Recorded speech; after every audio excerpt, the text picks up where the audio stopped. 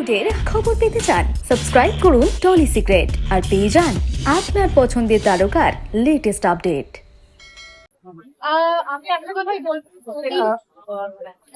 আমি একটা কথাই বলবো যে এটা আমাদের কাছে একটা দারুণ একটা নতুন উদ্যোগ।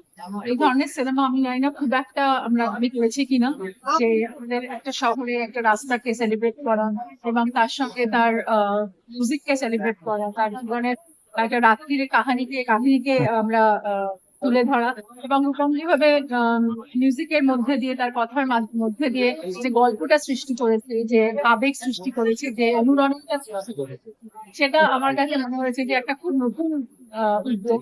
এবং obviously it's a very uneven একটা কম্বিনেশন। আমি আর অমুক এই যে একটা আনইভেন বেস ছবিতে একটা কিউরিওসিটি, একটা যে গল্পের মোচড়, একটা যে মানে, এইটা কিন্তু আমরা খুব ইন্টারেস্টিংলি পাচ্ছি ছবিটাতে। এবং সেটাই হচ্ছে নতুন ভাবে বারবার সিনেমাতে ফিরে আসার যে একটা গোয়ার, যে অনেক বছর ধরে মানুষ আমাকে দেখছে, কিন্তু আমি সবসময় চাই যে নতুন ভাবে বারবার তাদের কাছে ফিরে আসি নতুন কোনো গল্প। তো আমার মনে হয় never mind will tell that story.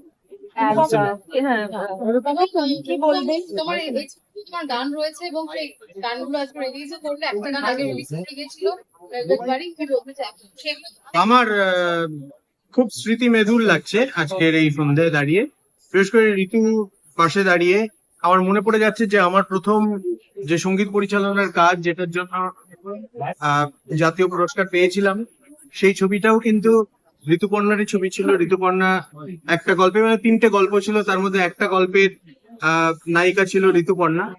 এবং অ্যাগেন আমার সেই কথা মনে পড়ছে যে সঙ্গীত পরিচালনার আরেকটা বৃত্ত সম্পূর্ণ হলো, যে ঋতুপর্ণা সেনগুপ্তের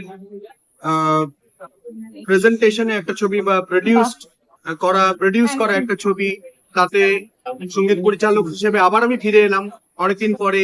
এটা একটা খুব বড় পাওয়া। Thank you Ritu, thank you so much. এবং আমার পরিচালক চৈতি ঘোষালকেও আমি অনেক ধন্যবাদ জানাবো। অমর্ত্যকে অনেক অনেক শুভেচ্ছা। আবার একটা নতুন চেহারা পেলাম এতদিনের সঙ্গীত জীবনে, আমার গলার একটা নতুন চেহারা আবার অমর্ত্যর মাধ্যমে পেলাম। চেষ্টা করেছি যতটা ওর সঙ্গে মানানসই করে গাওয়া যায়। তোর গানের মধ্যে কিন্তু নেভার মাইন্ড বিষয় রয়েছে, মানে খারাপ লাগার থেকে নেভার মাইন্ড বেরিয়ে যাওয়ার একটা সেই মেডিসিন রয়েছে। তার কারণ হচ্ছে যে যার গান শুনে আমি রক মিউজিকে সিরিয়াসলি এসেছিলাম, কার্ট কোবেন, নির্ভানা, তাদের নেভার মাইন্ড তাদের জীবনে একটা খুব বড় সড়, সেটা সবাই জানে। এই কথাটা রূপম দা যে কথাটা বললো, যে প্রথম দিন যখন আমাদের স্ক্রিপ্ট নিয়ে কথা হয়েছিল, তখন রূপম দা এই কথাটা বলেছিল যে এই ছবিটার নাম যদি নেভার মাইন্ড হয়, তাহলে হয়তো এইটার গান আমারই করার কথা। এবং গানটা বহুদিন তুমি অনেক আগে লিখেছো, হ্যাঁ, সেটা কখনো এত কাজ তুমি করেছো, হ্যাঁ, কখনো সেটা প্রকাশ করোনি। হ্যাঁ। তো আমি মনে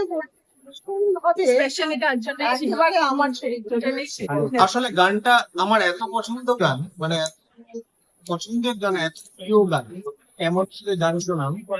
এই গানটা যে কেন, কিভাবে, কোন যোগাযোগে এতদিন রিলিজ করে উঠতে পারিনি, এবং এই ছবির স্ক্রিপ্টের শেষ পর্বে গিয়ে আমার এই গানটার কথাই মনে পড়লো, যে আরে একটা গান তো আছে যেটা একদম মানে ট্রুলি এই ছবির একদম শেষ পর্বের সঙ্গে মিলে যায়। তো এরকম ঘটনা মাঝে মাঝে ঘটে, এটা ঘটলো। এবং এই গানটা এতদিন ধরে রয়েছে, অথচ গানটার লেখা 96-97 সালে। 96-97 এর একটা গান 2026-এ বেরোচ্ছে। ভাবা যায় না। পাশাপাশি নতুন গানও বেরোচ্ছে। অন্য যে দুটি গান, সেই দুটি একটি একেবারেই নতুন আর একটি প্রায় নতুন। কাজেই নতুন গান রইল, আবার পুরোনো গান। আমার যাবতীয় অ্যালবামে এটাই হয়ে থাকে, একটা দীর্ঘ যাত্রা ধরা হয়, মানে ধরা পড়ে যায় আর কি। Thank you.